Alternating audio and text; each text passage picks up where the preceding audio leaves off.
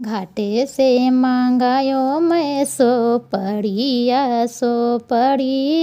रंगायो सो पड़िया रंगायो। बहिनी घरे घरे नेवाता भेजायो नदिया बिसरी गए। बहिनी घरे घरे नेवाता भेजाए बहिनिया बिसरी गए। आई गए गोतीनी पड़ोसनी ता हमारी बहिनिया ता हमारी बहिनिया।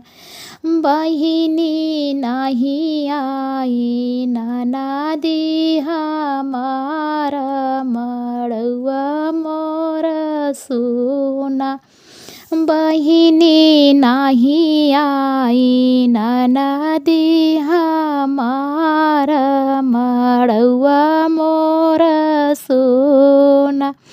फिर से मांगायो मैं सो पड़िया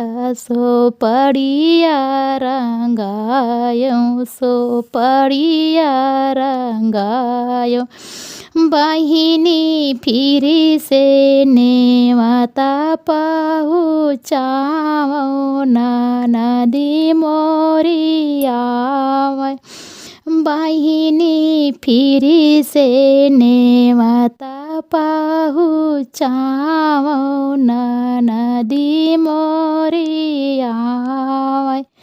आगे आगे आवे भैनवा ता डोली चढ़ी नदिया ता डोली चढ़ी नदिया। बहिनी डोला चढ़ी आवे नाना धोइया आंगनवा हमरे उतरै। बहिनी डोला चढ़ी आवे नाना धोइया आंगनवा हमरे उतरै।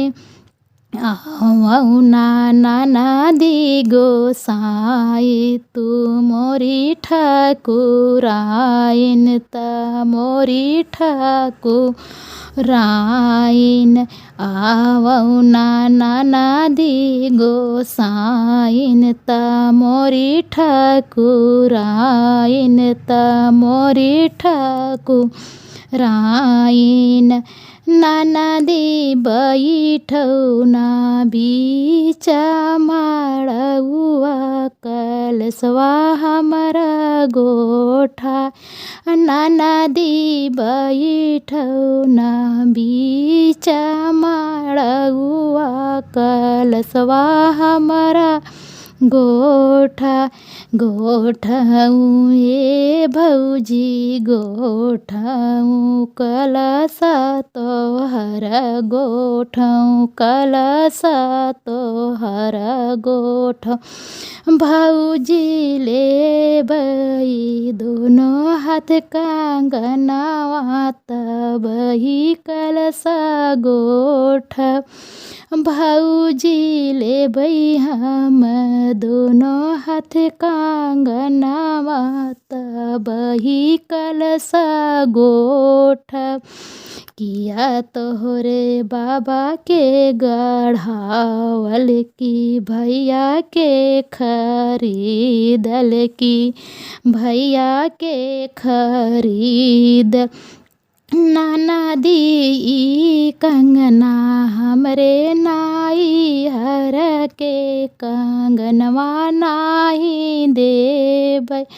नदी ई कंगना हमरे नाई हर के कंगनवा नाही देबै।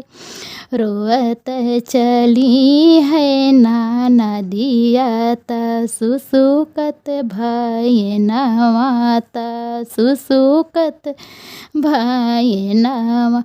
बहिनी बिहसत चले नाना धोइया भले ही मन तोड़िन।